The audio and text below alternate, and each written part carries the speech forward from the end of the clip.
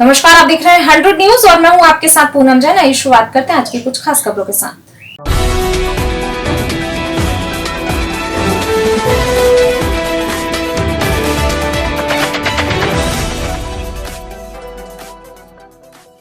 एक साल पहले मेरठ में एक लड़की की सिर और हाथ कटी लाश मिली थी। हाथ और सिर काटने का मकसद था कि शव की पहचान न हो सके। लड़की का नाम एकता देसवाल, पंजाब की रहने वाली, जिससे अमन नाम के लड़के से प्यार हो गया था, वो शादी करके उसके साथ घर बसाने मेरठ आ गई। लेकिन जब उसको पता चला कि जिसके साथ उसने 7 फेरे लिए हैं वो लड़का मुस्लिम है, उसने विरोध किया, जिस पर एकता की नृशंस हत्या कर दी गई। हाथ और सिर काट डाले गए। ऐसा क्यों किया गया, आप ये सुनकर रो पड़ेंगे, क्योंकि उसके एक हाथ पर अमन और दूसरे हाथ पर अपना नाम लिखा था। मुझे पता है कि कल मेरठ पुलिस इसका खुलासा करेगी। खुलासा भी बड़ा। ऐसा अपराध करने वालों को फांसी की सजा मिलनी चाहिए। एकता देसवाल का मासूम चेहरा देखकर आंखों में पानी आ गया। ईश्वर इस तरह के दानवों से इन बच्चियों को बचाए। मेरठ पुलिस का शुक्रिया इस बच्ची और इसके माँ बाप को इंसाफ दिलाने के लिए। विश्वास है कि ये खुलासा मील का पत्थर साबित होते हुए देश के लोगों की आंखें भी खोलेगा। और इसमें इसका पूरा घर शामिल था। साकेब, इसका पिता, इसका भाई, इसकी भाभी और इसकी भाभी है। पूरी स्टोरी जो है महिलाओं ने कहा है। 19 की थी ना, 19 वर्ष बच्ची की एज है, बीकॉम की हुई थी। और ये साकिब अपने साथ लेके आया था बच्ची को। ईद वाले दिन जो है ये इसको रिकॉर्डिंग है।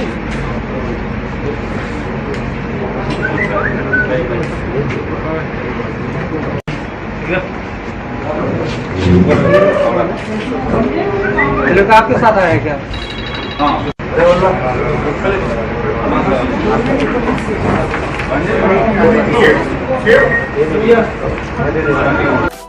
कानपुर देहात के पुखराया कस्बे के व्यापार मंडल ने कानपुर देहात के जिलाधिकारी से दुकानदारों की लॉकडाउन में परेशानी को देखते हुए मुलाकात की। आज पुखराया व्यापार मंडल के नगर अध्यक्ष अमित मिश्रा के नेतृत्व में व्यापार मंडल के पदाधिकारी व्यापारियों और दुकानदारों के हितों के लिए एवं उनकी मांग को लेकर जिलाधिकारी से मुलाकात की। जिलाधिकारी से वार्ता करके उनको दुकानदारों की अनलॉकडाउन 5 से संबंधित परेशानी के बारे में बताया एवं प्रशासन के सहयोग के लिए अपील की। जिलाधिकारी ने भी उनको जरूरी सहयोग करने की बात कही एवं आश्वस्त किया कि कोरोना महामारी को देखते हुए जो उचित होगा प्रशासन दुकानदारों का पूर्ण सहयोग करेगा। लुधियाना की छात्रा के हत्या आरोपी शाकिब ने कस्टडी में पिस्टल छीनकर सिपाही को गोली मारी। मुठभेड़ में शाकिब के भी दोनों पैरों में 3 गोलियां लगीं। छात्रा की खोपड़ी बरामद कराने के लिए आरोपी को जंगल में ले गई थी पुलिस। शाहजहांपुर आज जनपद में अलग अलग विकास खंडों में 3 नए कोरोना पॉजिटिव मरीज पाए गए, जिससे स्वास्थ्य विभाग में हड़कंप मच गया। स्वास्थ्य विभाग की टीम ने कोरोना मरीजों को ले जाकर मेडिकल कॉलेज में क्वारंटाइन कराया। नए केस कांट, मन्नापुर व निगोही ब्लॉक में पाए गए। मुख्य चिकित्सा अधिकारी ने बताया कि निगोही ब्लॉक में पाए गए कोरोना पॉजिटिव मरीज मुंबई से 16 मई को आया था। यह वहां पर बाल कटिंग का काम करता था। इसके साथ 15 अन्य लोग भी आए थे, जिन्हें चिन्हित कर लिया गया है। मरीजों के परिजनों सहित उनके संपर्क में आए सभी लोगों को होम क्वारंटाइन कराया गया है तथा सभी का सैंपल लेकर टेस्ट के लिए भेजा जाएगा। उन्होंने बताया कि जनपद में कोरोना के टोटल केस 34 हो गए हैं, जिनमें 17 केस एक्टिव हैं तथा बाकी उपचार से ठीक हो चुके हैं।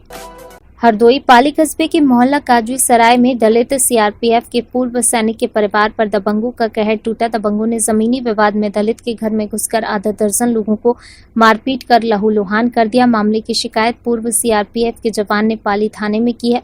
पाली थाने में गंगादयाल पुत्र नथुलाल ने तहरीर में कहा कि वह मोहल्ला काजी सराय दक्षिणी कस्बा पाली का निवासी है। सीआरपीएफ का सेवानिवृत्त सैनिक है। उसकी भूमि संख्या 802 जो कि उसने बैनामा कराई थी, जिसका विवाद अंतर्गत धारा 45 तहसील सवायजपुर में चल रहा है। बुधवार को तसब्बुर पुत्र मगल्ले, मुनव्वर पुत्र तसब्बुर, मुलायम पुत्र जमीरू, अहमद पुत्र रमजान, यूसुफ पुत्र इस्लाम आदि एक राय होकर आए और उसके घर में घुसकर लाठी, डंडों, बांका, कांटा आदि से हमला कर दिया, जिसमें उसके परिवार के आधा दर्जन लोग गंभीर रूप से घायल हो गए। बताया कि उपरोक्त सभी दबंग पास पड़ोस के लोगों के ललकारने पर जाति सूचक गालियां देते हुए जानमाल की धमकी देकर फरार हो गए। फिलहाल पुलिस ने मामले को दर्ज कर लिया है और सभी घायलों का चिकित्सीय परीक्षण कराया है। चली गई एक शेर की बहन। भगत सिंह की छोटी बहन प्रकाश कौर 96 वर्ष की आयु में हमारे बीच नहीं रही। किसी भी पार्टी या नेता ने शोक नहीं जताया, क्योंकि भारत की आजादी सिर्फ एक महान पार्टी और एक महान मनुष्य ने दिलाई थी। नमन उस वीर भाई की वीरांगना बहन को।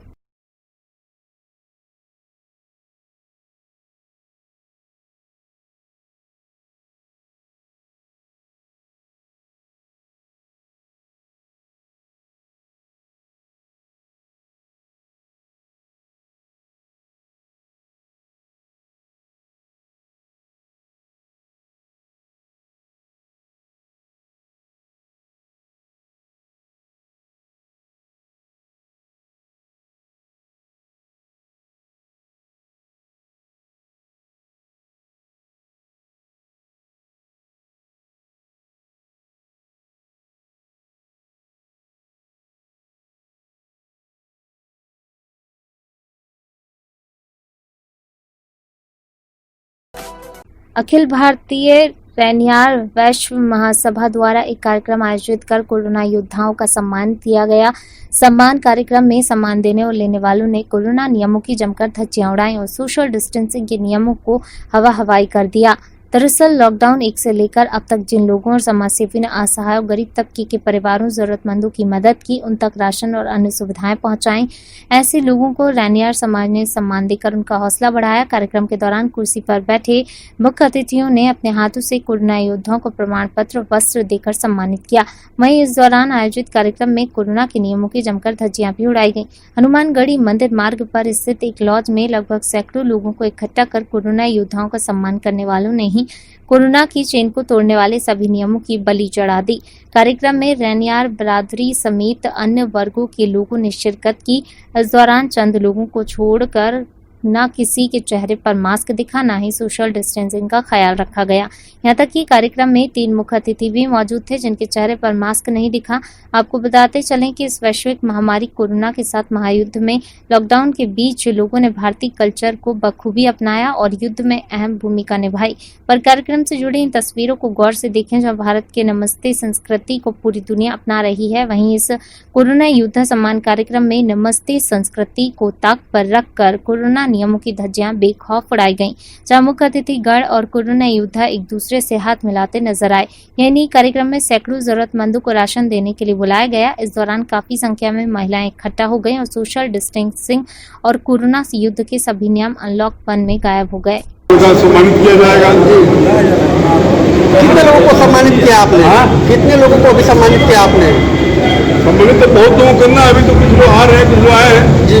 कम से कम सर ये कौन लोग हैं जिनको सम्मानित किया जा रहा है? जो लोग इस महामारी में मदद किए हैं, मतलब राशन वितरण में या गांव-गांव जा करके जिनको असहाय लोगों को राशन वितरण किया है या इधर से उधर से वो अपना कलेक्शन करके सहयोग किया है, यानी कोरोना योद्धाओं को सम्मान किया गया। हाँ। सर हम आपसे ये जानना चाहेंगे कि जो कोरोना योद्धा है और जो कोरोना से लड़ाई है उसके नियम क्या है, कैसे ये लड़ाई लड़ी जा सकती है? गवर्नमेंट की तरफ से भी जो आया उसका हम लोग क्या सर, हम उसमें से आपसे जानना चाहेंगे। समझ लीजिए दूरी बनाए रखना है जी, मेन तो ये है। उसके बाद बाकी जो गवर्नमेंट का चलेंगे। लेकिन देखा गया कि आपका जो कार्यक्रम है, इस कार्यक्रम के दौरान कोई भी सोशल डिस्टेंसिंग का पालन नहीं किया गया। किसी के चेहरे पे मास्क नहीं दिखा और बाकायदा नमस्ते जो हमारी संस्कृति है सर, नमस्ते जो हमारी संस्कृति है जो पूरा भारत के अलावा जो अन्य देश भी अपना रहा है, यहाँ पर खुलेआम उसकी धज्जी उड़ाई गई। नहीं, मास्क तो सब लोग लेकर आए हैं, हाथ मिलाया गया सर, लेकिन हम लोग लेकर रखे हैं, पॉकेट में निकाल के रखे। फिर कैसे सर इस युद्ध से लड़ा जा सकता है? तो बनाकर चेहरे लगे, दूरियां बनाकर रखे जी, लेकिन सोशल डिस्टेंसिंग नहीं दिखी आपके यहाँ। आपके कार्यक्रम के दौरान सोशल डिस्टेंसिंग नहीं देखी गई। नहीं, हम लोग तो अपने से बना कर रखे थे, बाद में चलो कोई फंक्शन को इधर उधर आ गए, बाकी भी लगे सोशल डिस्टेंसिंग। आप मुख्य अतिथि हैं, आप भी मास्क नहीं लगाए हैं सर।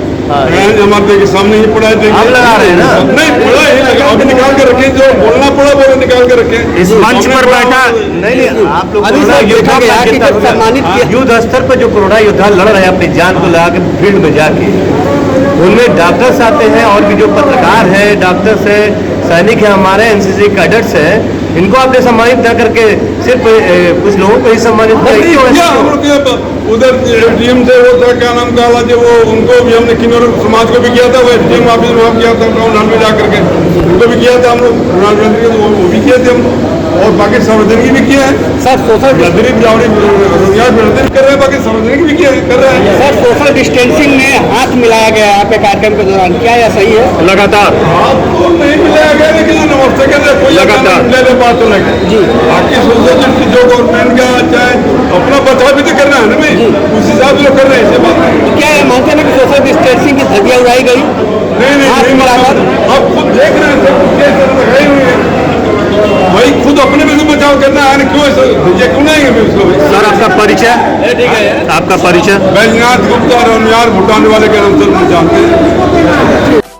हरदोई जिलाधिकारी पुलकित खरे ने बताया कि 30 नवंबर 2018 को ग्रामों को खुले में शौच मुक्त घोषित किया गया था। इसके उपरांत छूटे हुए वंचित पात्र परिवारों के लाभार्थियों को LOB के अंतर्गत आच्छादित किया गया था। पुनः अवशेष छूटे हुए पात्र लाभार्थियों को NOLB के अंतर्गत चयनित करते हुए संबंधित ग्राम पंचायतों के ग्राम प्रधानों को शौचालय निर्माण हेतु धनराशि भी निर्गत की जा चुकी है। शासन द्वारा सर्वोच्च वरीयता के दृष्टिगत शौचालयों को मई 2020 तक अनिवार्य रूप से पूर्ण करने के निर्देश दिए गए थे। उन्होंने बताया कि जनपद में अभी तक 104 ग्राम प्रधानों द्वारा शौचालय पूर्ण कराने हेतु कोई प्रयास न करते हुए निर्माण कार्य अभी भी शुरू नहीं किया गया है। संबंधित 104 ग्राम प्रधानों द्वारा पदी दायित्वों का निर्वहन न करते हुए सौंपे गए दायित्वों की अवहेलना की जा रही है।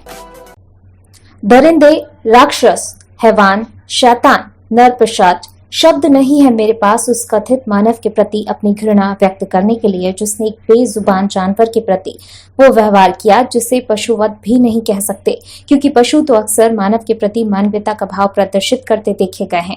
ऐसे व्यवहार को तो राक्षसी या दानवीय ही कहा जाना समीचीन होगा।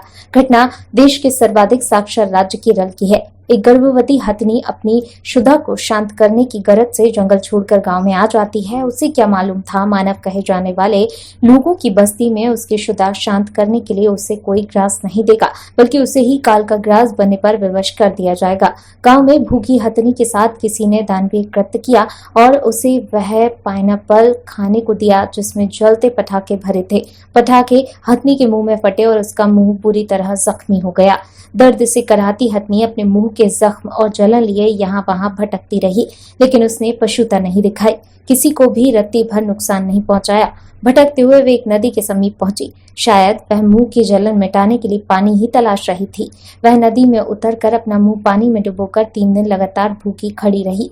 वन विभाग के कर्मचारियों को खबर लगी तो उन्होंने हथिनी को नदी से निकालने के भरसक प्रयास किए, लेकिन वह बाहर नहीं आई और अंततः अपने प्राण त्याग दिए। घटना बीते माह के अंतिम सप्ताह की है, लेकिन हमारे सामने तब आई जब हथिनी को बाहर निकालने के प्रयास करने वाले वन विभाग के एक अधिकारी ने अपनी फेसबुक पोस्ट में इसका विवरण दिया।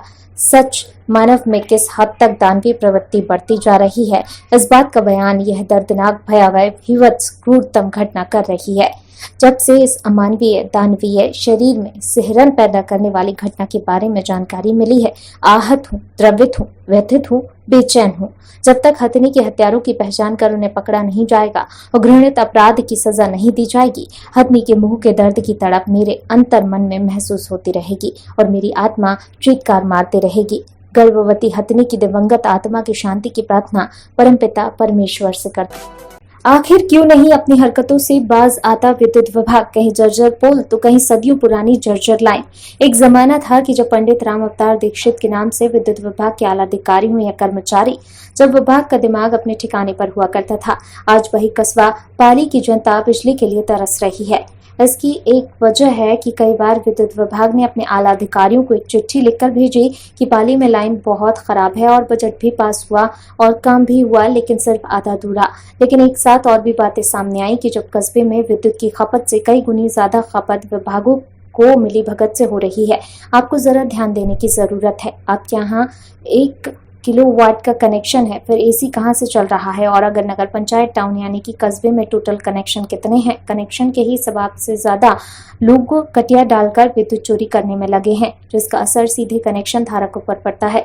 अभी कुछ दिन पहले जे किसान पाल ने कहा था कि ओवरलोड के कारण थोड़ी मुश्किल आ रही है, तो जनता आपसे बुझाते हैं कि ओवरलोड आया कहां से है? कनेक्शन के हिसाब से तो लोड सही है। इन विषयों पर सभी चुपचाप क्यों हैं? और सबसे बड़ी बात, जब कोई भी कनेक्शन धारक फोन पर अपनी शिकायत दर्ज करना चाहे तो स्थानीय विद्युत के कर्मचारियों का कहना है कि चाहे जो करो मेरा कुछ भी नहीं होगा।